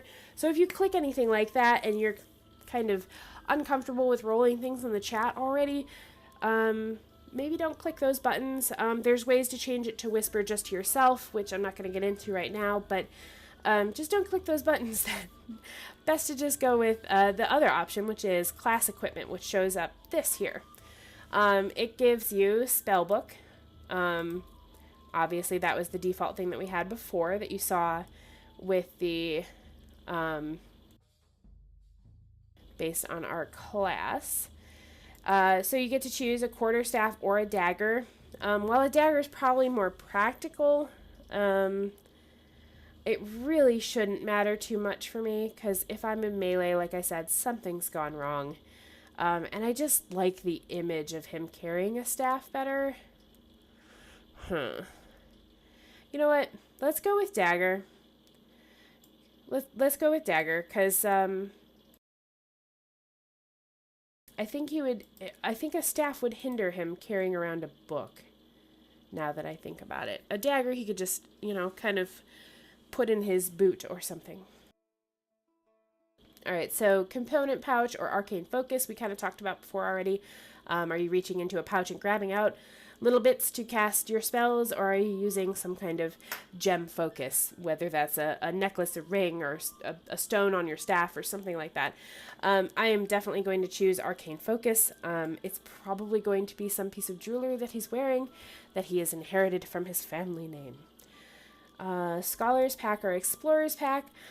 Each one has different equipment associated with it. Let's see. And it doesn't really show you what. Let's see if it goes down. This goes... Okay, cool. This tells you what starting equipment is. It talks about what your money means. Just all good information to have. Talks about magic items, gems.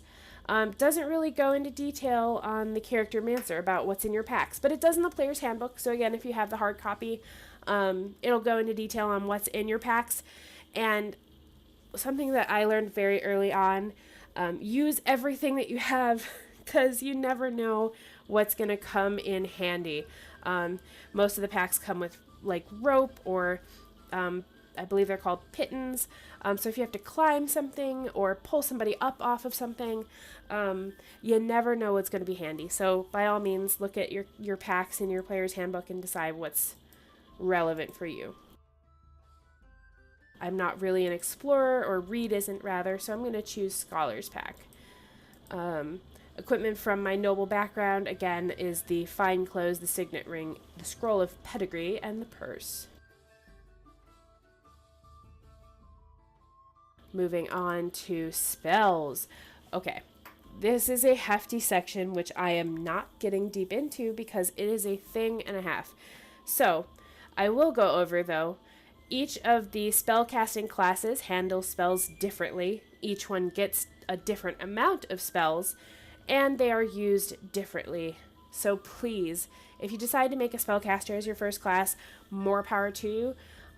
You will be reading a little bit more, and it will be a little more complicated, but it is so fun. So if you are dedicated to doing it, it's super worth it, trust me.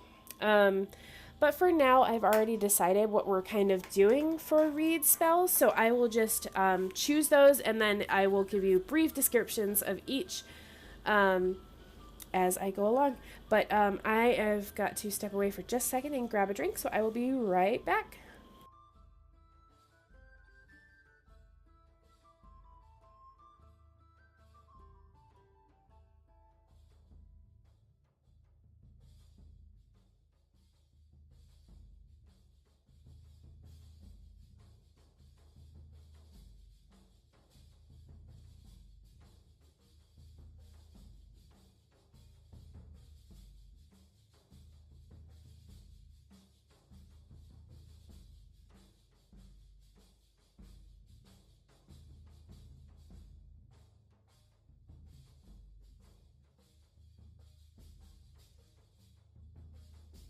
Okay. All right, sorry about that. Just had to go get a drink. All right, real quick, we're gonna go finish these spells, and then I think we'll mostly be done. So, like I mentioned before, there are two different kinds of spells. There's spells, and you have different levels within those, and then there's cantrips. Cantrips are, I don't want to say smaller scale, because some of them can be really cool. But those cantrips are things that you can things that you can cast without taking away from any spell slots that you might have left. While they still count as spells, they don't use up your spell slots, if that makes sense. So that said, they aren't limited at all. So out of combat, there are limitations within combat that aren't going to apply to what I'm about to say. In combat, the rules are different. Outside of combat, if you were to try and use, let's say at level 1, I get 2 level 1 spell slots per long rest. If I was to try and use those, if I used those 2 spells, whatever they might be on something, I would have to wait until I take a long rest to use any of the spells that we will choose in this section. However, if I wanted to use 6, 8, 12 cantrips in that given time, I could. Regardless of the rest, I can use as many cantrips as I want. Alright, that said, depending on how many cantrips you get as a magic user, you usually like to keep one as some kind of damage or buff to your party or crowd control or whatever you can do. You want to keep something that's at least one that is mechanical based, that will help your fellow people in combat. There is nothing worse as a spellcaster than getting stuck in combat and not having any spell slots left, because then what do you really have besides trying to go up and smack things with a staff, which we described earlier is a bad decision. So you want to have at least something that you can spam without a cooldown or without a refresh. So for that, number 1 is going to be Ray of Frost. So when you choose a spell, it pops up in here if it's in the player's handbook. Ray of Frost is a frigid beam of blue-white light streaks towards a creature within range. You make a ranged spell attack against that target, and on a hit, it takes 1d8 cold damage, and its speed is reduced by 10 feet until the start of your next turn. And it increases in damage once I reach 5th level, so that'll take a while. But for now, it's a good, not guaranteed hit, but it's a good amount of damage for a level 1 or 2 character. And the next one, actually, we'll do the next. Yeah, the next one is going to be Prestidigitation, which is the typical wizard magic user look what I can do spell. It gives you it's a well, they describe it pretty well. This spell is a minor magical trick that novice spellcasters use for practice. You can create one of the following magical effects within range, the range being 10 feet of yourself. You can create an instantaneous, harmless sensory effect, such as a shower of sparks, a puff of wind, faint musical notes, or an odd odor. You can snuff out a candle, a torch, or a small campfire. You can clean or dirty an object, no larger than 1 cubic foot. You can cool down or warm up or flavor some kind of food. You can make a color or mark appear on an object for an hour. You can create a little trinket or illusory image in my hand that lasts until the end of my turn if I'm trying to deceive somebody. And you can also cast this spell multiple times. So you can have up to 3 of its effects going at any one time. So you can see how that can kind of stack one on top of the other to create something that looks much cooler than it actually is. Duration is up to 1 hour depending on what you're trying to do. So Prestidigitation, I really am a fan of using my cantrips for things that could create good role-playing moments. Gives me a lot of flexibility with that. Prestidigitation is definitely one of those. Another one of those that I really like is Mage Hand, which is the last cantrip we'll choose. Mage Hand, a spectral floating hand appears at a point you choose within range. The hand lasts for the duration or until you dismiss it as an action. The hand vanishes if it is ever more than 30 feet away from you, or if you cast the spell again.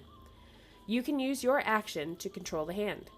You can use the hand to manipulate an object, open an unlocked door or container, stow or retrieve an item from an open container, or pour the contents out of a vial. You can also move the hand up to 30 feet each time you use it, but the hand can't attack, activate magic items, or carry more than 10 pounds. That is a very important part of Mage Hand. I think a lot of people try and use Mage Hand to pick up or move heavy things. It is not necessarily for that. A lot of the things that I've used Mage Hand for in the past has been opening a door when we're not sure if it's trapped, or picking something up that's lighter that I'm not sure is booby-trapped, or what I think it's going to be used for a lot in Reed's case is lazy stuff that he doesn't really want to do. Tidying up his room, he's fetching things out of his bag that he needs, that kind of stuff. But who knows, maybe it'll come into play more than that, and maybe I'll use it for some other people's purposes. Who knows? But I think Mage Hand is something that he would see and immediately decide is for him when he was reading about it. Alright, so we are now going on to level 1 spells. So I get to choose 6 level 1 spells, and I have 2 spell slots. So, in my spell book, I have 6 spells that I can call on, but I can only use 2 per day, if that makes sense. So I have options, but I only am able to use 2. So I have to use them strategically, and you never quite know what you're going to need, which is why I carry my book with me always. Number 1, if you've played any D&D before, Mage Armor. Big thing, especially for me. I don't have a lot of armor class, which you'll see at the end here, and this kind of gives me a little more armor. I can only wear cloth. It doesn't protect much.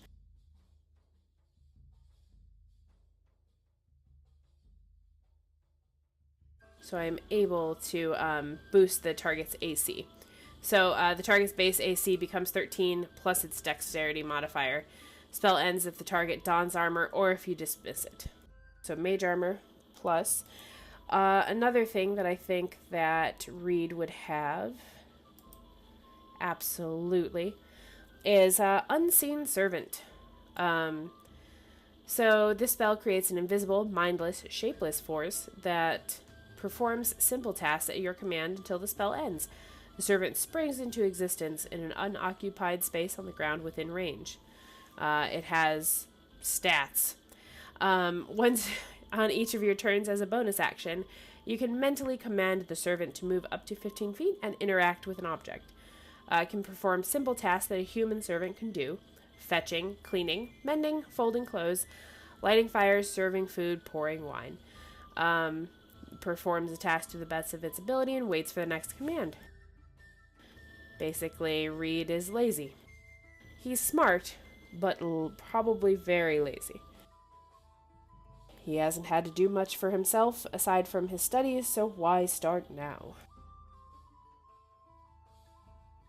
Alright, third is going to be this is going to look a little bit different because this information is copyrighted by Wizards of the Coast.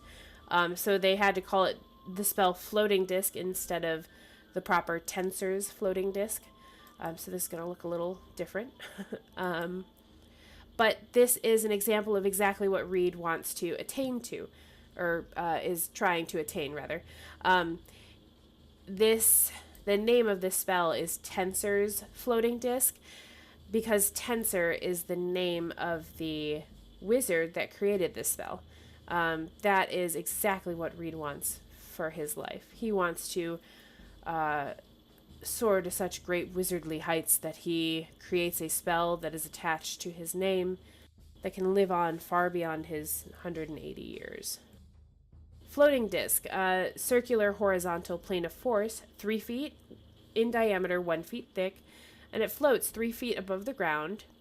It can hold up to 500 pounds, and is immobile when I'm within 20 feet of it, but if I move away from it, the disc follows me and remains within 20 feet of me. It can kind of hover across uneven terrain, up and down stairs and slopes, but it can't cross big elevations or pits or things like that. And if I move more than 100 feet away, the spell ends and the things on it drop. So again, you want to carry stuff, I've got a floating disc. Just put it on there and let's go. Alright. Last one. Sorry, not last one. Next one we have, okay, we're starting to get into two that are going to be combat relevant. The first is Chromatic Orb. So this is a nice range, 90 feet. You hurl a 4-inch diameter spear of energy at a creature that you can see. You choose what kind of damage it's going to be, and then you make a ranged spell attack against that target. If it hits, it takes 3d8 damage of the choice, or of the type that I chose. So, this is a versatile, good, solid damage spell to have. And it goes up at higher levels. When you see things that change at higher levels, that means that the damage goes up as you increase the spell slot that you're casting it at, which will make a lot more sense probably tomorrow as we level up. But you get to choose whether it's acid, cold, fire, lightning, poison, or thunder. So if you have an enemy that is immune or has some kind of resistance to any of those damages, you can change the type of damage and make it hit anyway, which is great. Next one is more of a crowd control, kind of help my fellow melee people, and that spell is Grease. So it's got a decent range of 60 feet, and it lasts for 1 minute. Slick grease covers the ground in a 10-foot square centered on a point within range and turns it into difficult terrain for the duration. When the grease appears, each creature standing in its area must succeed on a dexterity saving throw or fall prone. A creature that enters the area or ends its turn there must also succeed on a dexterity saving throw or fall prone. So, While I don't want to cast that in melee to trip up my people, if I cast it just behind them, perhaps I can grab their enemies and make them slip and slide while they're still on their feet. You might be wondering what fall prone lends a benefit to. That gives melee people advantage. So falling prone means falling on your tuchus. You fall down, you're flat, it makes it easier for people to hit and smash you. So yeah, that's a big deal when you're in melee if you can have advantage trying to hit somebody. Yes, please. Alright, and the very last spell for the evening is a hefty one. I won't go into too much detail on it because I haven't worked out the details myself. I still have to think on it a little bit, but I know I want it. Find Familiar. It's a long spell. Takes a casting time of about an hour. But basically, I gain the service of a spirit that takes animal form. It has the statistics of any of the animals that I choose, but it is a celestial, fae, or fiend instead of that given beast. It acts independently of me, but always obeys my commands. It has its own initiative. It's a lot like if you've heard of witch familiars or that kind of thing. It's its own entity, but it's loyal to you. You can communicate telepathically. Let's see. Can't have more than one at once. You can dismiss it as needed. You can also use it as a scouting thing. So if you want to send it ahead, you can see through its ears and hear, see through its eyes and hear through its ears. Good Lord, is it late? But you're blind and deaf with regard to your own senses. So it has some perks. It has some negatives. But really, I think it's just going to be a really great, not only mechanical thing, but a really great role-playing aspect once I figure out which kind of familiar I'm going to take. If you have any advice, by all means, let me know. And that is it for our spells. So we are going to see what the next part of the Charactermancer says. A feat. Okay, so feats, which I don't have yet. A feat represents accomplishment, grit, determination, and expertise. It is the reward for hard work, and you really haven't done that much yet. So, a little judgy, Charactermancer, but that's okay. And then it goes to a review of everything that I've chosen. So, if I'm ready to build my half-elf wizard from a noble background, click Apply Changes. My race is correct, it's half-elf, I'm a wizard. I've chosen the skill History, but I already have that skill from my background. Oh. You have generated your stats from the standard array. You have a noble background. I haven't picked personality, ideal, bond, or flaw because I said I was going to pick that from some other choices. I got starting equipment based on my class and background. I know the following spells, and I'm not pretty good. A little judgy, but not good. I think this looks good. So, oh, hey, they suggested the same ones that we picked. Neat. All right, so I'm going to hit Apply Changes, and we will see the refreshed Roll20 character sheet. Building your character. Ta-da! All right, cool. So similar to, let's bring that image up again so you guys can kind of see. Similar to that first sheet that we were kind of working with before, you guys can kind of see the similarities here between the two. Let's see if I can get this to go side by side. There we go. All right. So looking at the Roll20 character sheet, you see all of our ability scores input for us. The numbers are down here for the ability scores, and in the bigger box is the modifiers associated with each one. So we had our strength as our lowest stat, so naturally the modifier is -1. We had our intelligence as our highest stat, so that is a +3 modifier. You can also see the skills here that we are proficient in, that we chose. Let me see here. So you've got Arcana, History, Insight, Investigation. I don't remember choosing Persuasion, but yeah, sure. So we'll have to go through with a fine-tooth comb and make sure that everything is placed in the right area. I see some things that are a little out of place from Charactermancer, not usually where I put it. I usually put tool proficiencies up here. But I mean, everything looks okay. Oh, look, they've got under attacks and spellcasting, they've got our Ray of Frost and Chromatic Orb, because those are the damage spells that we have. We have our dagger. We also have the ritual casting from the wizard. We have the arcane recovery, dark vision. Let's see. Does that pop something into chat if I click that? It sure does. Okay, so if you're familiar with Roll20, if you click the little bubbles, it pops that out into chat itself. So if you try and use some innate skill that you have and you want your DM to know, you can just click those, but it at least gives you where it comes from. This comes from my background, my race, my class here. These are obviously blank because we have yet to fill those out. You have hit dice based on your level and your class. You have death saves, which hopefully we won't get into tomorrow. Please, no death saves. You have temporary hit points, which you can get from a number of things. Mainly your fellow comrades can give you temporary hit points. You have your current hit points and your hit point maximum. So if you get hurt, you just drill that down. A big whopping 8. You also have your armor class, which was linked to Dex, which we learned.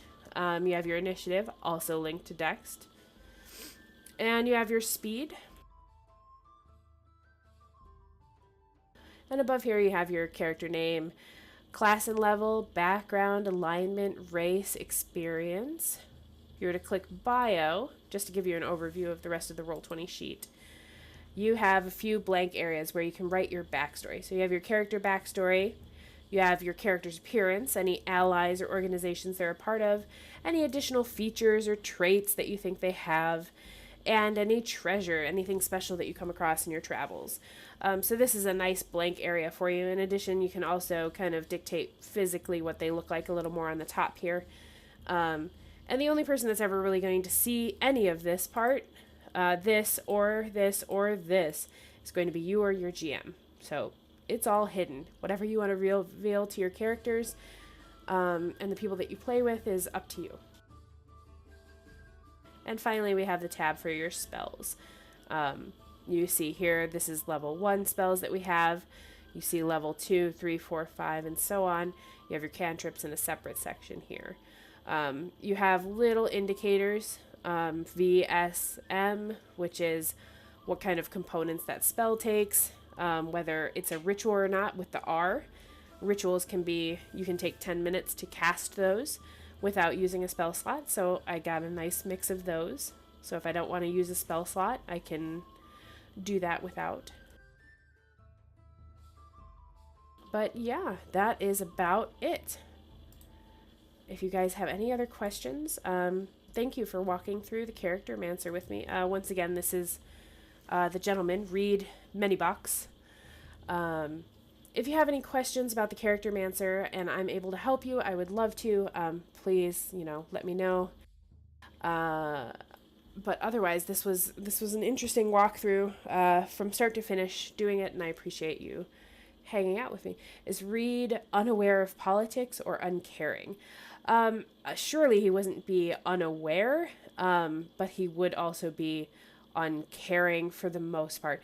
If it didn't affect him, once it starts to affect him and his ability to focus on his life goals, then he would have to step in as he's able. Yeah, I suppose tomorrow's a big day for him. Not really. Anyway, let's leave real life where it belongs, which is in a dumpster fire. But yeah, thank you for tuning in tonight. I am excited to see where my very first wizard goes. I've made a warlock. She was my very first character, played in the Tyranny of Dragons. She was great.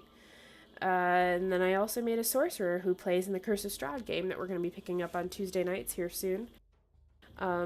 So this is my first wizard, and I'm pretty freaking excited about it. And I hope y'all tune in tomorrow night at 8 o'clock Eastern to watch the tomfoolery from Reed and his compatriots. So far, I don't really have much information about the other characters that are going to be in this. I know there is... Athy is playing someone called the Amazing Technicolor Tiefling. So that promises to be terrifying. And I promise to stop with the T alliterations. But yes, I think this is where I will leave you all for the evening. Thank you so much for taking the time to be here with me. Asking questions about my character, making me think about stuff. And I really hope that any of you will be able to join in tomorrow night. We stream every Tuesday at 8 p.m. Eastern. We also have a game on Wednesday nights regularly. That's at 8:30 Eastern.